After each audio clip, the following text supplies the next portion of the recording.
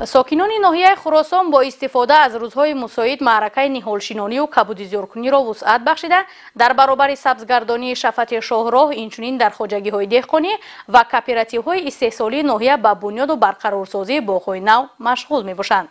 در برابر وسعت بخشیدن اقدام‌های سبز و خرمگردانی محیط زیست امروزها با تشبث رهبریت خواجگی فرمری اسدالله در منطقه‌های گوناگون بنیاد 7 عدد حوض‌های غنجایششان از 2 تا 4000 کوب آب پیش بینی گردیده است.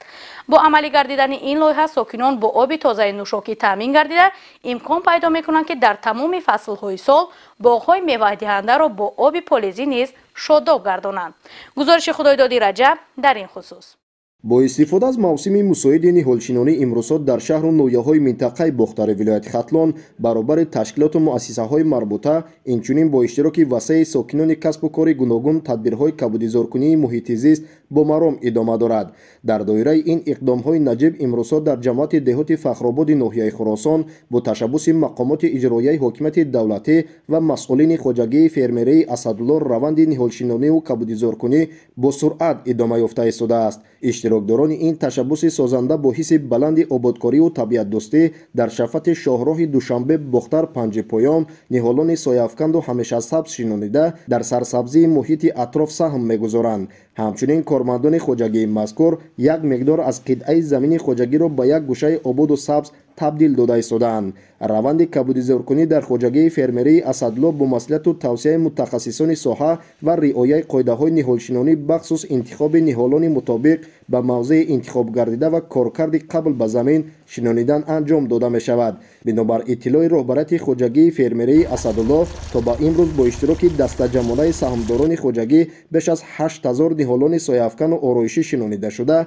اهل زحمت تصمیم دارند تا انجام موسم نهالشینانی در این سمت کارهای زیادی را به انجام رسانند. مورد ذکر است که در دایره کارهای آبادانی و سازندگی بخشیده به استقبال شایسته از جشن 35 سالگی استقلال دولتی در جماعت دهات فخرآباد ناحیه خراسان یک قطار انشاءات خرد و بزرگ تعیناتشان گوناگون به نقشه گرفته شده عین زمان در قسمت بیشتر آنها کارهای ساختمانی با وسعت جریان دارد. طبق معلومات‌ها در روند کارهای آبادانی در دهه چشمه پل ماشینگذار با درازی زیاده از 200 و پهنایی 8 متر با دستگیری مقامات اجرایی حکومت دولتی صاحبکاران و طریق حشر دسته جمعانه ساکنان دهات بنیاد گردید که تحفه ارزشمند برای مردم در عرفه جشن 35 سالگی استقلال دولتی ارزیابی می‌گردد. به همین ترتیب در دیگر دهه‌های جماعت دهات فخرآباد با دستگیری مقامات اجرایی حکومت دولتی و جلب ساکنان و صاحبکاران طریق حشر دسته جمعانه یکچند پل‌های ماشینگذاری زمانوی بنیاد و راه‌های تعمیر طلب نیز از نوسازی کرده شده ایستادند. در دایره سرسبز و خرمگردانی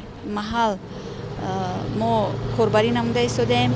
علاقه تگی 8000 نهال درختانی ارچه شنانده شدند و در موسم امساله ما تصمیم گرفتیم که تگی 50-60 هزار نهال های همیشه سبز شنونیم.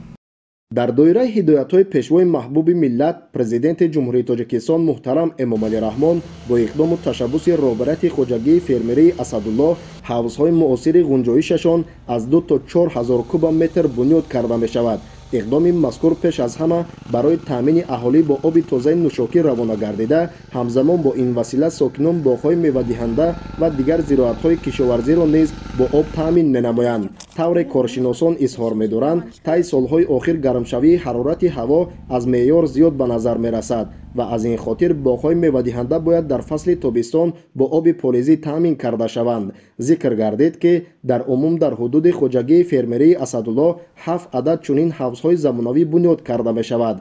این زمان 3 حوض معاصر ساخته شده در 4 تای دیگر کارهای ساختمانی با وسعت ادامه دارد. مورد ذکر است که طبق لایحه بنیاد حوض‌ها در این موضع متخصصان آب را از مسافت بیش از 10 کیلومتر طریق پایگاه‌های آبکش تا به حوض‌های بزرگ می‌رسانند و بعداً در موسم مساعد باغ‌ها با اصول قطره‌گی آبیاری کرده می‌شوند.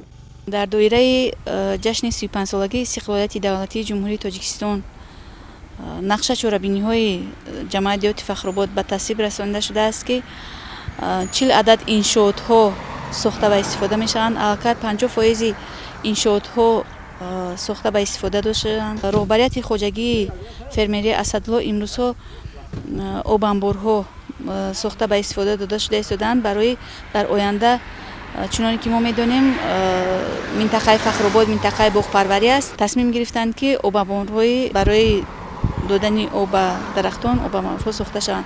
در دایره 35 سالگی استقلالیت دولتی جمهوری تاجیکستان یک مؤسسه تعلیمی ساخته به استفاده داده شد و در نزد مؤسسه تعلیمی رقم 32 ساختمان صنفخانه‌های علاوه گرفته ایستاده است. 11 صنفخانه. این چنین اهالی محل‌های دهه‌های وحدت و دهه چشمه در دایره 35 سالگی استقلالیت پل‌های ماشینگذر ساخته به استفاده دادند. عموما ساکنان و صاحبکاران به آر و ناموس و خیرخواه جماعت دهات فخرآباد ناحیه خراسان طبق دستور و سپارش پیشوای ملت پرزیدنت جمهوری تاجیکستان محترم امامعلی رحمان و نقشه چاره‌بینی مقامات اجرایی حکومت دولتی تدبیرهای آبادانی و سازندگی را وسعت تازه بخشیده اقدام گرفتند که جشن‌های پرشکوه ملی از جمله جشنواره 35 سالگی استقلال دولتی جمهوری تاجیکستان را با دستاوردهای بزرگ استقبال نمایند. خدایداد رجب، عبدالقهار آدینه، فیروزی حسین، خراسان برای برنامه اخبار.